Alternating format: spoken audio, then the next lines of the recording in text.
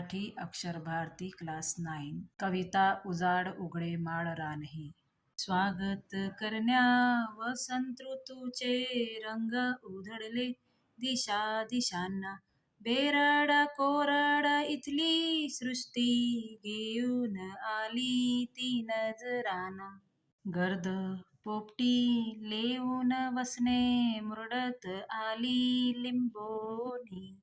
जर्द तांबडी कर्णफुलेही घालून सजली नागफणी. लुसलुस पाने अंगोपांगी झुले वळहा दंग होऊनी. दुरंगी चुनरीत उभी ही घाणेरी ही नटुनी थटुनी. सळसळ झळझळ पिंपळ पाने मऊ मुलायम मोर पिसापरी. सांबर लाल कड्यांनी लखडून उभे स्वागता पानंदी भरी.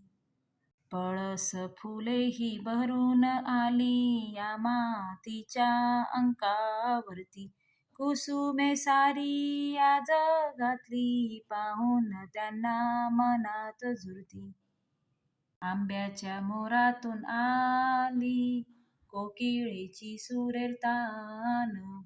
उजाड उघडे माळ रानही गाऊ लागले वसंत गान.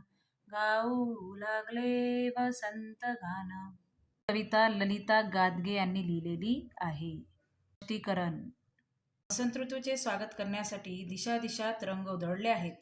भगभगीत रखरखीत नि कोरडी झालेली सृष्टी आज वसंत ऋतूचा नजराणा घेऊन आली आहे. दाट पोपटी रंगाची वस्त्रे घालून लिंबाचे झाड लचकत मुरडत आले आहे. लिंबोनी पोपटी रंगाने सजली आहे. गडद तांब्याच्या फुलांचे डूल कानात घालून नागफणी सजली आहे. फळाचे झाड सर्वांगावर लुसलुशीत कोवळी पाने लेवून गुंग होऊन झुलते आहे. तर घाणेरीचे झुडूप दोन रंगांचा दुपट्टा ओढून नटून थटून उभे आहे. पिंपळाची झळझळीत तेजस्वी सळसळ करीत असलेली पाने मऊ मृदू कोमल मोर पिशांसारखी चमकत आहेत. पानंदीच्या अरुंद वाटेवर लाल कड्यांनी लगडलेले सांबराचे रोप स्वागतासाठी उभे आहे. तिच्या मांडीवर म्हणजे लहान बालकांसारखी पळसाची फुले फुलून आली आहेत.